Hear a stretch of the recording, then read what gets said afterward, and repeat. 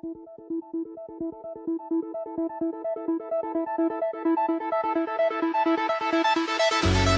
right, good afternoon from sunny California. How are you out there? Welcome back, all the listeners. Today we have three Asian dudes talking. Welcome back to our honorable guest. Kahan. So honorable, you forgot his name. Our topic today is not Kahan's name. It's actually a continuation of our discussion about the protests that's going on in Hong Kong right now. So the reason we brought Kahan back is because we wanted a third opinion, I guess, and it's been what about a month since we last discussed it. So.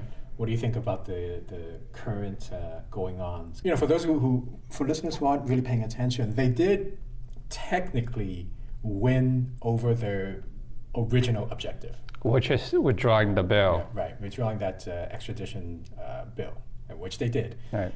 But that hasn't put a stop to the actual protests themselves, and mainly because it's kind of gone beyond that now. Right. And then I think there is a little bit too late for the Hong Kong government to withdraw the bill. Since then, I mean, you look at what has happened since then. I think we're going into the 16th weekend with protests. Majority of them are peaceful, but usually what will happen is that you have a peaceful protest, and after the protest or towards the end, there will be some sort of confrontation, clash between the protester and then the police. There's multiple incidents where there's like gas bomb, being thrown toward police. The police would basically fire back tear gas and water hose. And it's also, I mean, to a point, and we saw videos. I don't know if it's the news sources that I've been following, but all I see constantly are civilians being extremely hurt, like really roughed up by police and by whatever thugs happen to be working there. And there's been constantly these photos that show that part of the police force aren't even actual police force. They're actually mainland military force disguised as Hong Kong police to kind of rile everything up. I don't know if that's true, but again, from the sources I've been following, that seems to be the case, which means that the Chinese government is actually taking a more active role in these protests. I don't know, but I would guess they will want to be more active, behind the scene in terms of managing the situation. But from what I've heard, and most of my media sources are through the big ones like BBC, CNN. Whatever, some of the stuff. I don't go through Facebook, and I don't use that as my news source. But what I've seen is there's actually two within the civilian. There's two groups. You could call the pro-democracy group. You could call it pro-China or pro-police group. Within those two groups, there's confrontation, and I've seen situations where civilians surrounding another civilian and just beat the crap out of them. And vice versa, right? Vice versa? You mean the civilians are surrounding? So pro-democracy would beat up the pro-police individual, and then if you happen to be a pro-democracy... These are all civilians you're talking about? All civilians. Okay. These will, the news channel showing individual getting beat up, and there's no police around them, right? There's also a situation where Andrew mentioned that police beat the crap out of these nothing to laugh about, but these individuals or civilians. I think it's to the point where it's when you have a family, when you just want to have a peaceful weekend out, that's not happening in Hong Kong right now, right? Oh yeah, that's definitely not happening. In fact, wasn't one of the recent articles that the Hong Kong government was trying to rebrand, because they did hire a PR firm, right, trying to launch. So all this has an impact, right? It has a huge economic impact. Hotel occupancy rate are down, sales are down. Their reputation inside the finance community is down. So it's huge repercussion on this. What's going to happen afterward, we don't know. But there's a huge period of time that Hong Kong needs to sort of repair its image. Yeah. But I guess one of the important thing, and I didn't want to sort of express this, because I think it impacts all of us directly, in particular myself. So I have family member that lives in China, as well as family member that lives in Hong Kong. We have this group chat that we have, where we just just like other families, like Chinese New Year, send everybody Happy New Year, like Mid-Autumn Festival wish. So since the last time we spoke, within this month, there is actually within my family chat group, there folks that are from Hong Kong, really like they're more pro-democracy group, but they go, hey, this is wrong. We need our freedom. Saying everything that the pro-democracy group is saying. On the other side, family in China, not so much, right? They're more saying, I think they're calling people in this pro-democracy group cockroaches, traitors. They're basically saying that they're biting the hand that feeds them. What's even more interesting is I actually have a cousin here that lives and grows up in the state, who is guess what? Pro-China? Pro-China. Grew up here since what age? 6, 7. Started really young here. I mean, he's educated here. His Chinese is lousy. Sure. if he speaks at all. What happened is that the incident happened where he started basically escalate the chat group conversation to a point where he become quite offensive to the other cousin of mine who happens to be from Hong Kong. They're same. They're probably, I would say, 5-6 years younger than me.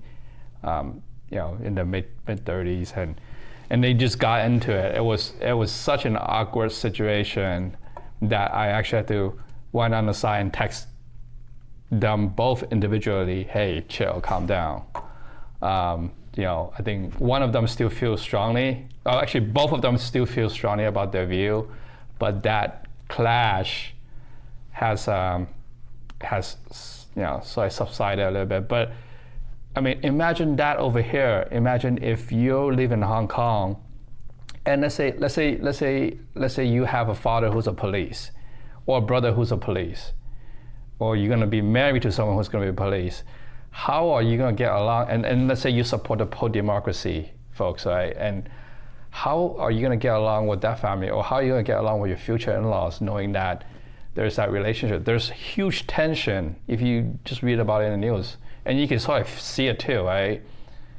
And some of these folks that have relationship with the police side are actually scared because, And that's going to be lasting too, because yes. Even after assuming the protests end, there's going to be, there's going to be repercussions for both sides years down the road. Because, I happen to be related, not really, but let's say somebody who's actually have like you said, relative who's part of the police department. Does that mean, going down the road a few years later, they're completely ostracized from everything else? Yeah. Because, there was this hate that's been building up for months. So there's no real good way to get out of it, is what you're saying. Like, they've kind of been sent, everyone's sort of been kind of caught in this sort of political mess without their choosing, and they've been forced to take sides against each other when they're really not, when they're really the same family. Exactly. And they're forced to play these different roles, and they have no choice. And it's going to have huge repercussions. Well, I mean, they always have a choice in terms of. Well, they have to be police. They have to police, right? They have to play the role of police. There's no choice in that unless they quit, right? Yeah, no. Their job as a police, unless they quit. Yeah. That's their job. Mm-hmm. But within the family interaction, I think there's choice on dealing with the issue. Either you agree to discuss in a calmly manner, or you agree not to discuss it. Or you agree not to discuss it at all. But nonetheless, even if you were able to do that within the family, the fact that there is that tension outside, but even once you face people outside of your family group, how do you handle that? Yeah. Right? Because let's say if I had somebody in my family that was part of the police, 2 years later I happen to introduce him to new people, they're automatically going to assume. Because before that, the Hong Kong police was actually fairly well liked within the city. Mm-hmm. Now they're all immediately seen as the enemy, and that's going to stay true for as far as I can see. Okay. So, yeah, and that's a real impact. That's one fallout. So the other fallout is, there's a lot of news going on in the media blaming one side or the other. There's a lot of blame. One of the subject or the area that Chinese government call out was that there's actually foreign influence, foreign meaning UK and US, right. And it doesn't help. It actually proves that they're kind of right when one of the pro-democracy leader, Joshua Wong, went and met with our Speaker of the House, Nancy Pelosi, right? So that just go to prove that they're right, because they were, I think, on a congressional panel or something. I don't know what to call it. And they spoke in front of a congressional committee about Hong Kong situation in Hong Kong. So that, to me, is certainly an escalation of tension between Hong Kong, people in Hong Kong and China. And then if you sort of step on the other shoes, well, that's sort of like a slap in the face for China, right? And Chinese being, not like to lose face.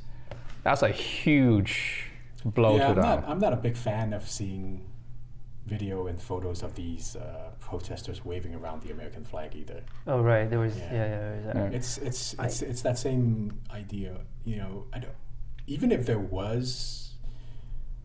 wasn't any actual influence, the fact that you go around waving that flag kind of draws the picture that there is some relationship there. True, yeah. I also think they're probably not as aware as they should be about the role of the U.S. in the world. Right. I think they're still kind of like going along with a certain ideology. Outdated idea of what America's role is. Like ever since Trump has come along, I think that's changed anyway. Yeah.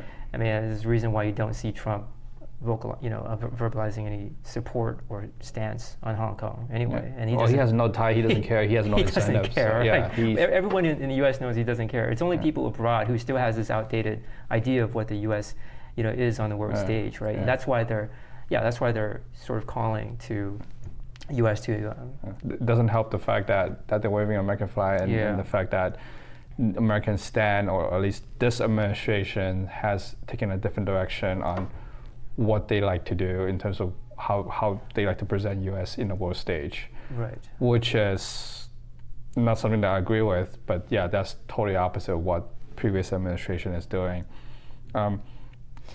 Basically, the U.S. is undergoing a sort of isolationist contraction, if you will. They're not really, stepping up to a historical role that the U.S. has played, of standing up for certain values. In fact, they have undermined their own values by certain actions that they've done. Oh, absolutely. So it's kind of awkward, that these leaders in the movement in Hong Kong are trying to invoke the U.S., to do something for them, right? To stand up for them or stand up for some value or some ideology. Well, it also points to the fact of certain level of desperation, right? Yeah. Essentially, to me, I think they've done everything they can, right? In order for them to really take it up to the next notch, they would need some sort of influence. That's true, because you're right. They've done everything they can. I mean, I'm not. If basically sitting in and blocking all these businesses and roads every weekend hasn't accomplished anything, I don't see what else they can do. They got the bill kicked out. That's more of a symbolic victory. That's true. I think that it's impossible to get away from the fact that any sort of conflict, like any sort of political conflict or struggle like this, will involve optics, or involve people's perception. You're really fighting for people's perception, to win the hearts and minds, so to speak, of people, and that comes down to how people perceive the movement.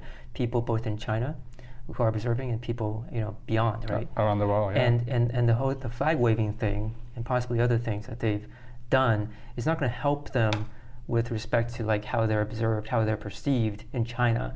where the issue of patriotism is so sensitive. Right. And they have to be aware of that. They have to be savvy enough to realize that those little gestures will, be perceived in a certain way, and it's not going to, win the supporters over. I agree with you. I think that's a bad move. I think that's an amateur move.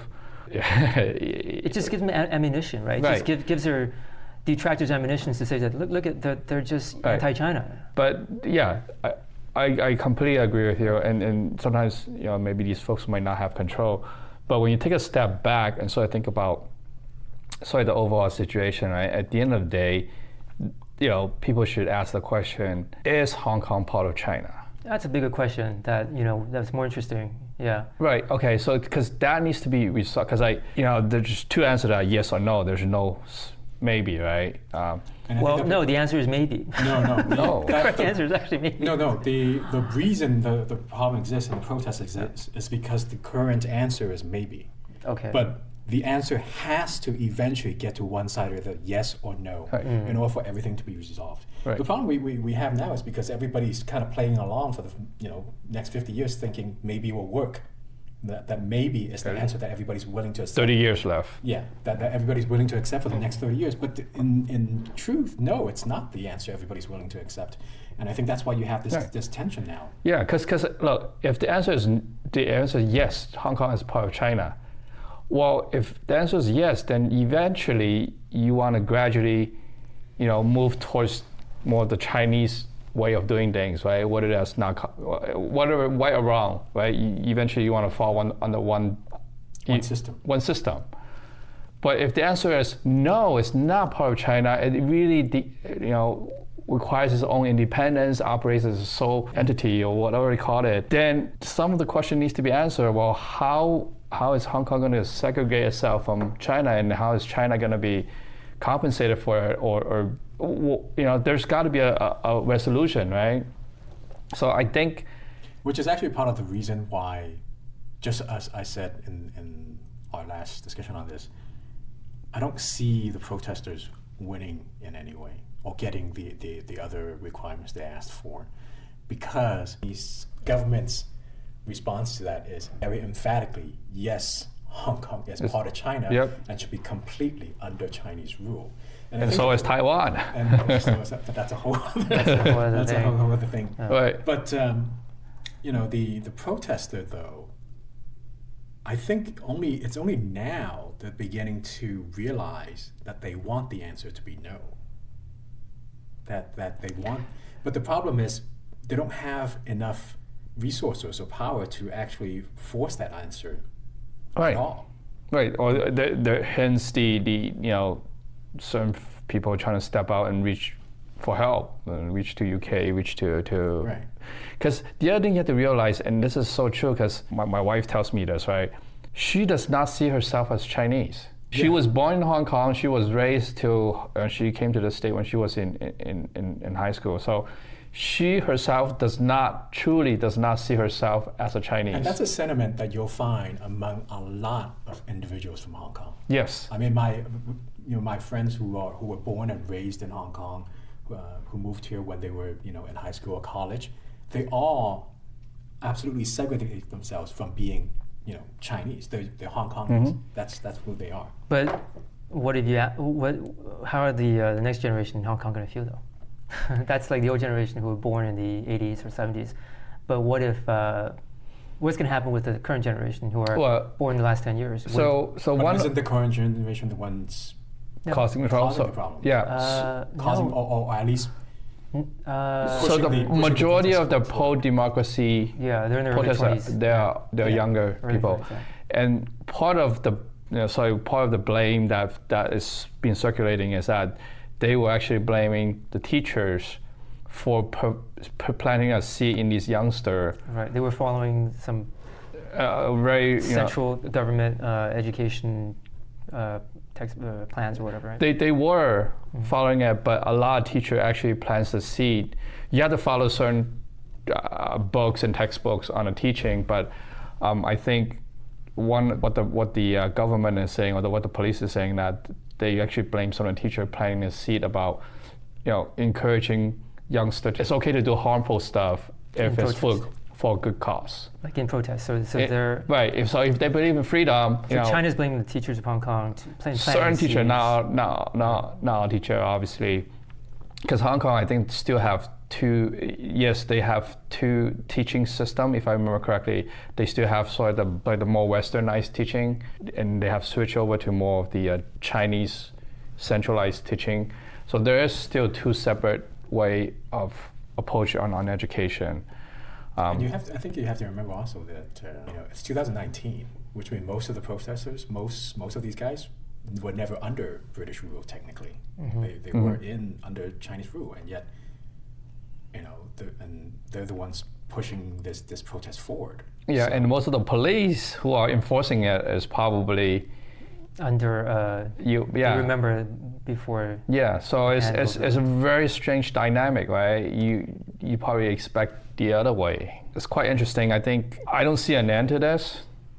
I don't see how we could.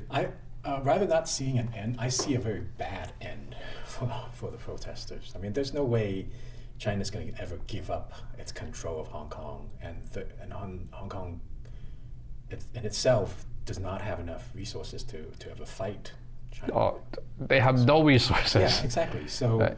You can just cut off the supply of water and you're done. And so I see no way of them actually winning. It's just a matter of when you reach a point where the Chinese government says enough is enough and really smack it down really hard. Yeah.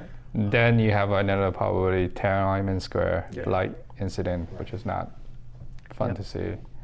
But getting back to this Hong Kong identity thing, right, and whether it belongs to China or not, I'm not sure if it's so clear that even among the generation of the protesters, the younger generation, that their answer is no, we don't belong to China, or that we don't want to belong to China. Because I think that if you dig a little deeper and ask them a little deeper, and you ask them, do you maintain your freedoms, right, or whatever, then they'll say yes, right, and they'll all come out and protest and everything. But if you ask them, like, do you want to be completely separate from China? Do you not feel yourself to be Chinese? Like, do you want no part in the Chinese economic and political rise? Like, if you ask those questions, would they say no? Yeah. Do you think they would say no? I think the majority of them would say no. I'm not quite sure about that, I mean, there's no way to know for sure without asking all of them. But from the quick polling I've done among the people I know, the answer is always no. I have yet to run into anyone I know of Hong Kong with a Hong Kong background saying yes to that. No, I think it depends on how you ask them and what kind of questions you ask them, how you frame it. I mean, there's no framing issue. There's just they don't want anything to do with China politically, economically, or any way else. Yeah. Really? Do you feel the same? I would say yes. Hong Kong people in general feel before China has its economic rise, Hong Kong people just they look down at mainland China people, right? Yeah, even when obviously. This is something that I personally experienced, right? I'm from mainland, right? And I go to Hong Kong, it's like, first thing I see, 大陸仔. Yeah, even when I was growing up, I wasn't part of the general Hong Kong population, but even then I knew there was a definite bias against anyone that actually came from China. And I think that bias has gotten worse over the years rather than better. Well, maybe that's why there's such a sort of a blowback in terms of attitude toward on the part of the mainlanders against Hong Kong. I mean, that's a story that we all know about as well. No, I mean, so when China got on economic rise, I think certain Hong Kong people feel that they've stolen from them, right? That should be our economic rise, right? And if you talk about different class, right? The wealthier class, they obviously go and go to China and build real estate, whatever, make their money. But at the end of the day, they still see themselves as the more superior. They're the one who's bringing economic growth to China. So people of Hong Kong. Wait. I feel that way, right? I could be wrong. You're saying that the people of Hong Kong feel that they are the ones who are bringing wealth to China? Is that what you're saying? Yeah. Yeah. Okay. if they're gonna invest $100 million to build a factory in Hong Kong or in Shanghai or in Shenzhen, don't you think they feel like, oh, I'm giving you a job, I'm empowering this community, I'm creating a little economic hub for you guys, give you guys, spending, purchasing power to do all this stuff, right? So that's how they feel. When you talk about middle class or the lower class, but they can't take all the credit for China's success. And I don't think that anyone in Hong Kong would You can't take all the credit, but there's definitely a sense of, maybe a sense of credit. Yeah. There's a sense of pride that I am part of the cost to do that, right? You gotta. I mean, I don't call it take credit, but there's got a sense that I'm part of the drive. If I'm not the driver, I'm probably one of the main driver. I mean, what percentage of Hong Kong people are part of the investor class or part of the entrepreneurial class that set up factories and stuff in Shenzhen and in China? What portion of the population? Like I've read something where despite Hong Kong's economy being very good for investors, for business owners and stuff like that, the majority of Hong Kong people are still very poor. And when they're poor, they are really, really poor. Right. As you know, they're living in small little cage-like settings, right? That's why I break it down different class. In these dirty buildings and everything. So it's I mean, we look at Hong Kong, we mostly hear about all the glitz and the glamour, right? And the millionaires, like something like a ridiculous number of millionaires are in Hong Kong, probably the number one concentration of millionaires in Asia. But when you look underneath, I mean, most people are not doing that well. But that actually even makes it worse. Exactly. Okay, but the question is about this feeling among Hong Kongers about whether they deserve some feeling. That feeling is because, regardless of the class separation, that feeling pervades it all. And I'm trying to break it down each class why they feel it that way. When you look at middle class and lower class, they feel like, oh, all these jobs are moving over to China, they're taking our stuff. And when Chinese make their money, they come and get our milk powder, right? They're wealthier people. So basically, what you've got is a wealthy class who sees themselves as being the savior or the builders of this economic resource for China, and then you have the middle and lower class who sees that they're draining all of the Hong Kong resources in order to get everything up and running and kind of taking away from taking the resources away from the actual citizens of Hong Kong who could have used it. For other things. They used to live in a 100 square feet home. Now they have to live in a 20 square foot home because the Chinese people come home bid up all the real estate prices, right? So I really think that the Hong Kong people see themselves as a non-Chinese. And let me clarify that, right or wrong, we don't know, and we can't. I mean, we don't know, right? We don't know, but. The point is that from what I've seen, and I think it sounds like from what Derek has seen as well, that's how the majority of the population in Hong Kong is feeling, which is why you have this tension that doesn't seem to go away, right. And why they all, I think, towards the fact that they feel, no, Hong Kong is not a part of China. Yep. They're their own separate entity, that they would be better off without Chinese. Right. Now, whether that's right or wrong, that's a different story. Right. I honestly don't, from my view, I don't think Hong Kong would be better off independently. Mm-hmm. They need to attach to, a huge economic engine like China. But reality is that these people feel that way, right? I think that they are probably also aware that they are not going to do so well if they're completely isolated from China, and that they rely on China's to. Which is, I think, why they're going forward and trying to get attached either to UK or the US, because I think they realize they can't be on their own. I don't think that they're actually hoping that they can be attached to the UK or the US. I think that boat has sailed a long time ago.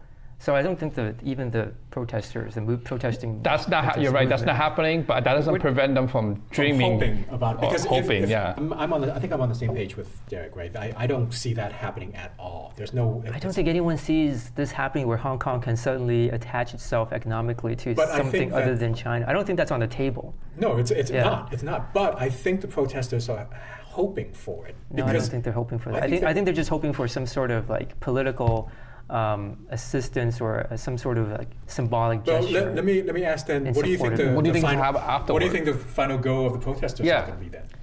I mean, I can't read their minds. No, but they stated. I mean, you read their 5-point thing. That's basically their goal. Which means that they're going to be completely isolated with no backup from any country. Right. No, that's not part of what they're saying, is it? Well, they're not trying to be isolated. When you look at what they're saying, they want an independent government. They want an independent election. Okay, when that government body is elected, what do you think you get support from, right? What's the support so are you reading that as saying that they actually want political independence from China? Is that explicitly what they're saying? Yes. Yeah. Absolutely. That's how I'm reading it. How are you reading it? Do you have the wording? I don't have the wording. Okay. But how are you reading it? I'm curious now how you're reading it. I'm not really an expert. I mean, they totally want independence from China. I mean, if they could say... But they're still like, I think that ideally they want the best of both worlds. They do. Politically and economically, where they want like political protection and everything, right? Rights and everything, rights guarantee and even political independence. But they would like to be in this special like harbor, trade route kind of, focus point where they can benefit from, trade with China, basically.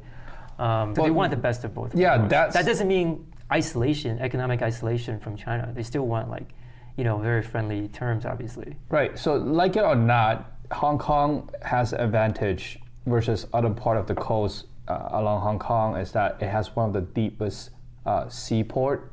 So it enables cargo ship to be able to park and load a lot of stuff. So if you go along China's coast, there's not a whole lot of shore that can do that.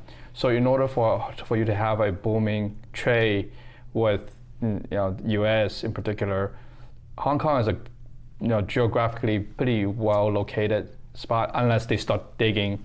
I mean, with technology today, who knows? You could just dig like deep shore and make it happen. But they do have that advantage right now where they could be independent, but and still get some sort of because they have the geographic benefit from their location. Okay. I mean, it's if you look at the Hong Kong port, look at the goods that goes in and out. It is if not the efficient, probably the top 1-2 efficient port in the whole world. The technology they put in there. I saw a documentary on Netflix or Prime that talks about Hong Kong port, which is really good. Okay, great recommendation. I mean, we're not going to disagree with that, right? Right. I mean, Hong Kong's economic role is pretty well established. They're probably not going to lose that unless China plays it really foolishly, right? That's not really up for debate. Anyway, I don't think that this political independence is realistic. If you ask me, like, what do I think is what they want or what I think is going to be the outcome of it. Well, that's what Andrew is saying, right? Yeah, that's it's not realistic. It's not realistic. It's going to be an ugly ending because of unrealistic wants and what ultimately what the Chinese government would do. But I want to go back to feel free to move ahead, but back to the Hong Kong identity and Chinese identity thing. I think it really depends on what comes up as an issue, and what kind of questions they're presented with. For example, if there's some sort of like anti-Japanese thing or some sort of like, Japanese controversy where, let's say, the Prime Minister doesn't acknowledge past war aggressions or something like that, there's going to be anti-Japanese protests in Hong Kong as well. There's going to be Chinese like patriotic sentiment in Hong Kong as well. So you can't really ignore that completely.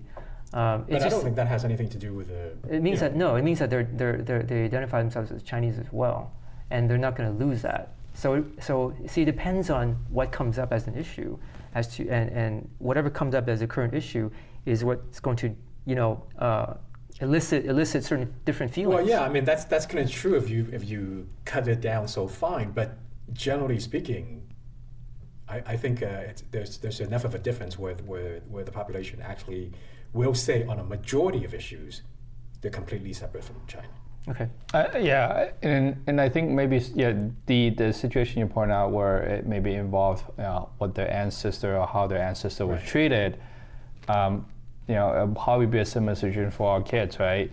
How would our kids look at themselves in the sense that do they call themselves Chinese or do they call themselves American, right? If something, one of the, it's like, I don't want to think about it because it's always kind of depressing because when you start to look forward 20 years, 10 years from now, you look at what what sort of challenge that the next generation will face, you sort of see what hopefully things doesn't play out. So when you sort of look down the next generation, you think about what sort of challenge would they see, right? I think one of the biggest challenge they'll see is, as much as I hate it, is this racial blur, right? If the U.S. continue to go the direction more they're becoming more isolated, more introvert, and worry about nationalistic. There you go. That's the word I'm looking for. And what would then be the situation for my kids, right? And if the situation in China sort of escalate and America becomes more nationalistic, then there's ultimately a tension between American and Chinese. Well, my kids gonna grow up, they're not gonna be able to tell the difference between Chinese and American. All they say they're American, right? They're not gonna know anything from Asia other than the stuff we tell them. Even though we're trying to teach them, educate them about Chinese and how some of the traditional value that Chinese have, but they're not gonna know anything about China. If they were to if for whatever crazy reason to the extreme that okay, Chinese need to be exported out to China. The analogy is good only to a certain point. Obviously in Hong Kong, they feel themselves separate because of historical differences and everything, and we're all aware of those differences. Right. But the similarity is also there that keeps them identifying with China. It's not the analogy with like Chinese Americans is kind of stretching it. What I mean is that Hong Kong education includes Chinese history, education. All right. There's no doubt, there's no controversy, no question that Hong Kong people are Chinese people, for example. And when they study history, they study the history of Chinese history, all quote unquote 5,000 years of Chinese history and so forth. They study Chinese language, that's their language. It's not the case in among Chinese Americans, where really it's a much more depressing, depending how you look at it, issue, right? Where it's really a cutting off of Chinese Americans from culture, from Chinese culture, such as language and awareness of history and so forth. That's not the case in Hong Kong. You see what I'm saying? Right. I guess the analogy I try to draw is kind of weak, and thanks for calling me out on that. But so no, I still stand by the case that the Hong Kong people still identify themselves as Chinese, except when they want to enjoy certain freedoms. I just don't see that. And maybe pop culture in the last few decades, maybe that has sort of differentiated. Let me ask you, how many true Hong Kong friends do you have? Friends from Hong Kong specifically. I have 0 friends from Hong Kong. It doesn't really matter because you're just. It does. I don't think it does matter. My wife is from Hong Kong, and she tells me straight to my face. No. I'm not Chinese. I'm Hong Kongese. Literally all. I hold a BNO. I have yet to see a Hong Kong. I don't deny that. Yeah. But those are what they call what's the term? They're just a case-by-case data. I happen to believe a lot of people share her view. I have to agree with that. From all I've seen, a lot of people, if not everyone, that I've met that has a Hong Kong background. It's the word I was trying to come up with is anecdotal. It's just anecdotal. So even if I tell you, hey, I've spoken to Hong Kong friends who are from Hong Kong and everything, and they tell me that they feel one way or the other, it's just anecdotal. It doesn't really. Of course it does, because if you'd have to take a survey, is what I'm saying. Yes, and how do you take your survey data other than how do you gather that data other than asking everyone who has the same background that you're trying to get answers? Yeah, but we're not going to be able to ask everyone.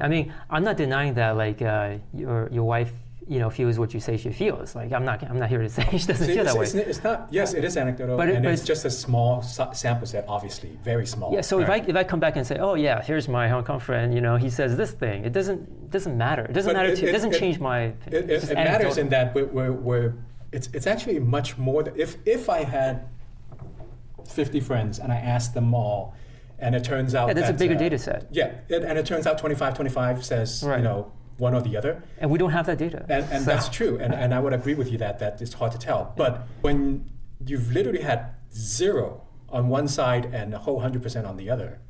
Have you talked to 20? I've talked to more than 20. We've got like at least 100 people who know with us from background. And but obviously that's combining everyone I know, my brothers know, and my wife knows, who actually grew up in Hong Kong or who partially live here now, back and forth.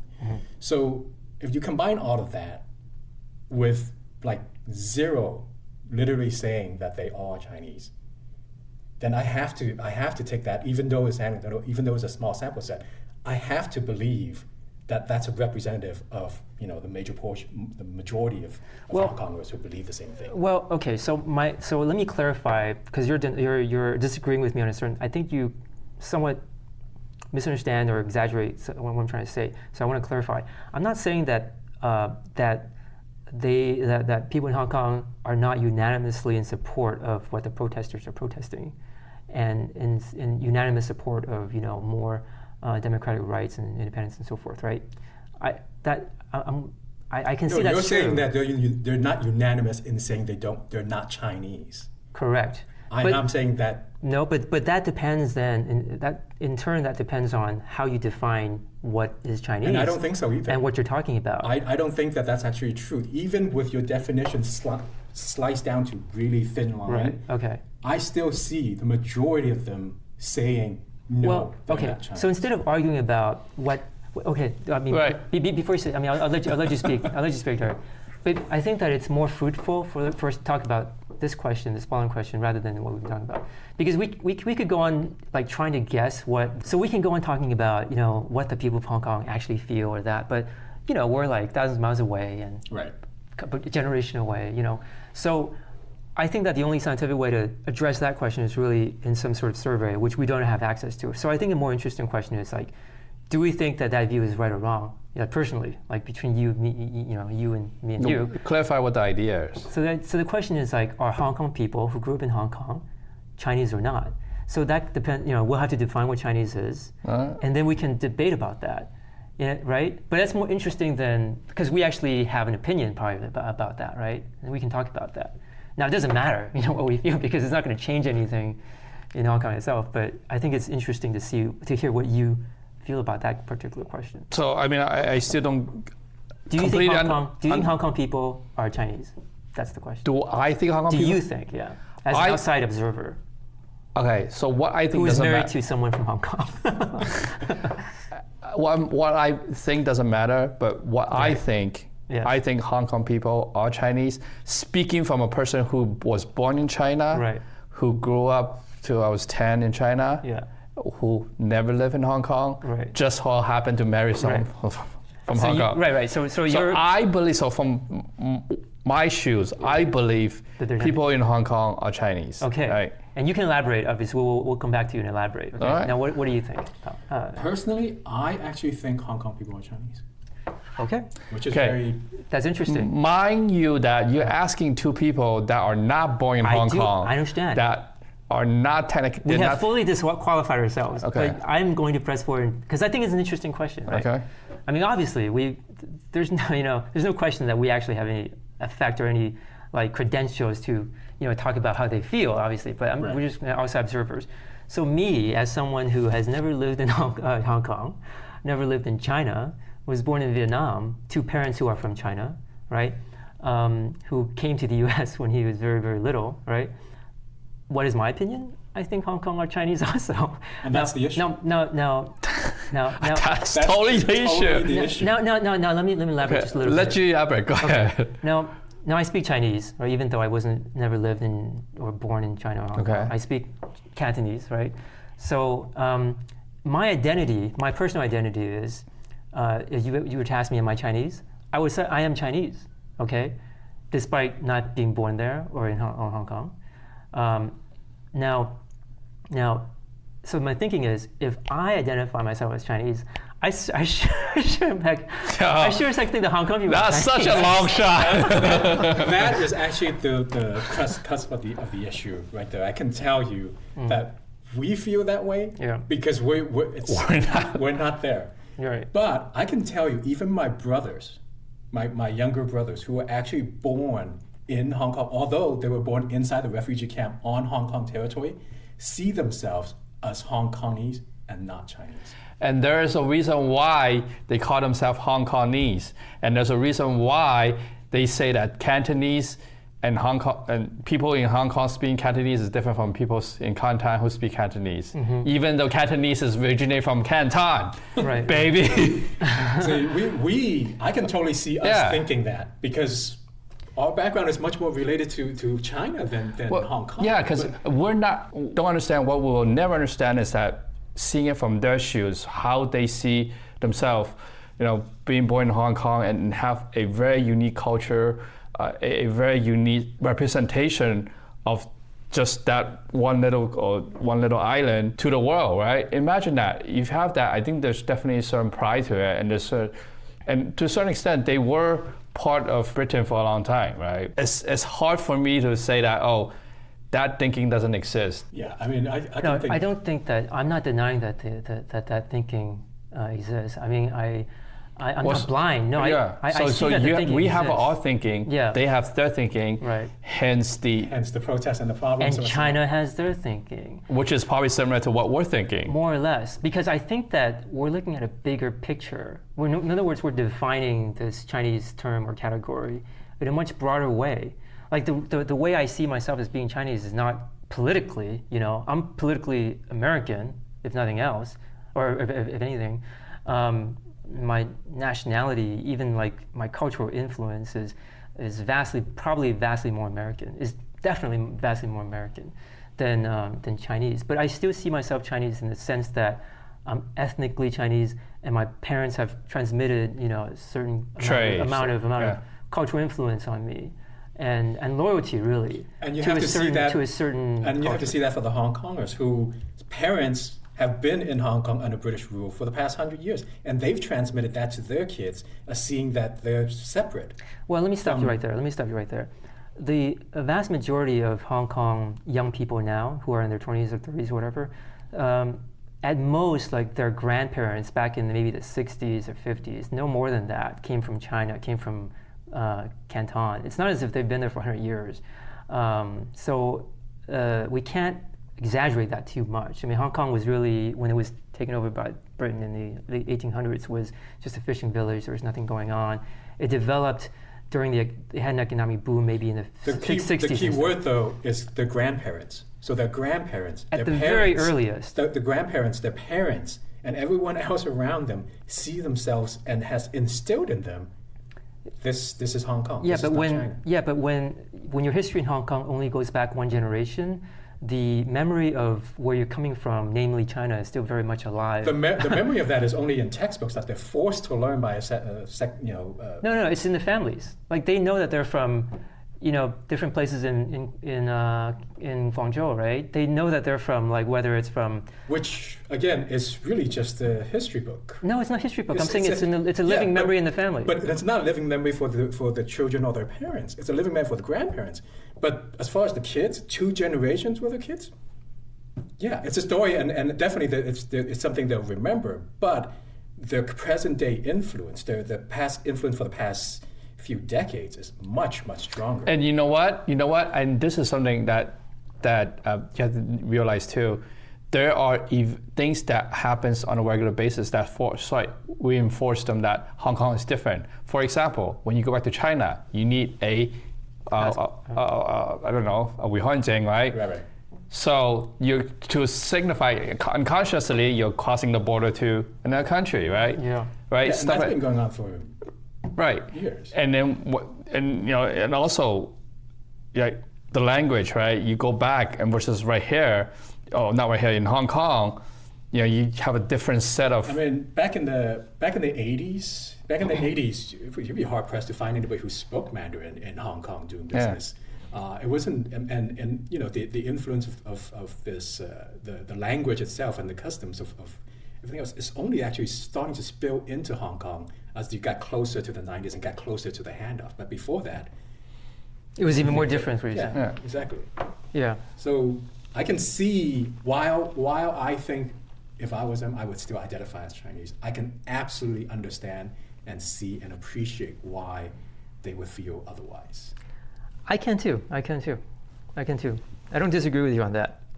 However, I think that if there was a different set of circumstances that emerged, like in current events, that forced this question of identity onto them, I think they might answer in a different way. Well, I think it's just like this particular question. Let me put it this way: like we know that like 4 in 1, right? Resident in Hong Kong actually came out. I think it's June 1st for that first march, right? Mm-hmm. Like a ridiculous amount of people came out, right? So, but I think that you cannot say that just because all of those people came out, that every one of them unanimously would say, "Oh, I'm not Chinese. I'm Hong Kong. I'm not Chinese." Like the only thing you can say is that they came out in support of the anti-extradition movement or whatever. Right. It's more specific than I'm. That's true. That's true. That's going to be true for every single question that exists then, because you can always ask, hey, between all of a sudden you have a war with another country, are you Chinese? Or if every question you ask can be sliced in that way, slanted in a certain way to force them to choose between one option that they wouldn't normally choose. Well, in the case of Hong Kong, right, it's not that we have an infinite number of options that they can belong to, identity-wise. It's either Chinese or non-Chinese or like some special category of Hong Kong people. There's never, you say that there's always going to be this question, but it's always going to be a question of are they Chinese or are they like not Chinese in Hong Kong, something like that. There's never a question of, are they Japanese? Are they American? No, I don't mean that. I mean, question-wise, when questions are you use them in sales tactics, right? You can always present 2 choices to an individual where they're basically forced to choose one because it happens to be better than the other. Absolutely. Right? But everything being equal, when you go and ask them, are you Chinese? Most Hong Kong population will say, no. They're Hong Kongers. Mm-hmm. And that's I think true across the board. Okay. Okay. So should we move on, or do you have more to add about it? No. I'm just thinking. Right. I'm just trying to see if from another window or another angle to sort of illustrate the point. There is a distinction within people in Hong Kong, and based on what they want, the protests. I don't know where I'm trying to go with this, but there is some underlying question that's driving behind the protests. Part of it is they don't identify themselves as a true Chinese. Mm-hmm. I think there's got to be some level of that going on. I think that's a good point. Yeah. If there is nothing like that there, where there's an identity thing that kind of makes them feel different and special, it would probably not be as strong. And then there's other factor too, right? The economic factors, the lack of living space, the lack of prosperity, the mobility gap is growing too. So all these factor into it, but part of it is that we're different. Hong Kong people are different. Yeah. Right. I just don't see how that could be not part of the equation. Mm-hmm. I think that a lot of it, a lot of the blame, I would say, has to be placed on the central government and their policy toward Hong Kong within the last few years, with respect to what you're saying about the economic, maybe the sense of economic disenfranchisement or something like that, where they're losing out. Great level of that. Losing out on the success in Shenzhen and Guangzhou and so forth, right? And if they play their cards differently, that doesn't have to be the case, But I think that they're giving so much special treatment to Shenzhen, for example, and other places in China, but they're trying to make Hong Kong into this average city or something, right? They're trying to like 普通话 it or to like harmonize it or whatever. Yeah, there's definitely that going on. They're trying to boost the other city and thereby not putting more resources in Hong Kong or hold Hong Kong back to a certain level, right? Yeah, they want to make it into basically an average Chinese city. It feels like, or maybe that's what people in Hong Kong feel like. Whereas, like, if they just played their cards a little better, and they paid a little more attention to how they were doing in Hong Kong economically, it may never have turned out this way. And what I would say is that with all this going on, Hong Kong and its people definitely has not benefited and will not likely to benefit from the movement itself. Yeah, what's happened has already caused damage beyond what they could think of, right? Yeah, I don't think anyone wins, actually. China doesn't win either. China doesn't. Because, it's perceived as this, authoritarian regime, whatever, trying to suppress freedom, whatever, right? They have nothing to win from this. they're holding back, and because they know that if they do anything drastic, that they will lose it even more. But I think their options are limited. Like, what if violence escalates in Hong Kong, right? What are they to do? They have to do something, and they would just be perceived very negatively when that happens. Well, that's back to your point. It's gonna be ugly. Yeah, I can't see a good ending for this. Yeah. Okay. I don't see any winner from it. There's no winner. There's It's a lose-lose situation. Yeah. I mean, we could just think about what could we, like, if you could each do something to make it positive. I just don't see anybody could walk away without significantly hurting the other party, right? I mean, regardless, Hong Kong is gonna, because what's already happening right now, at least from a financial market standpoint, Hong Kong is a great hub because there's tax haven, because it has an established infrastructure, it has a rule of law. That those are intangible platform. The investment community likes. That is all going away. Biggest beneficiary is Singapore, right? On the finance, on the financial services side, and then the other side is Vietnam is like benefiting huge from hugely. this. Because there people are thinking about investing over there because they don't know what's going on in China. Like all these uncertainties, so all the manufacturing job, also the cost of labor is moving away. So when you look at it that way, if Hong Kong loses holding as a financial one of the key financial center inside the South Asian area, that's going to be difficult for people in Hong Kong. It's not going to be, it's not going to be pretty. And on that down note, are you going to make it worse? No. I'm saying on that down note, wrap it up. We're wrapping it up because this is depressing. It is. Well, I think by the time we're hopefully still sunny outside. Thanks. Any last comment? No. I mean, there's lots last more comment. to say, but I'm depressed already. Okay. Well, thanks for joining us. Hopefully, whoever's listening, you share some of our views. So happy to hear your thoughts and inputs. Happy to argue with you about it as well. Shoot us a note. Shoot us a comment. We'll give you feedback. All right. Thanks for joining us. bye.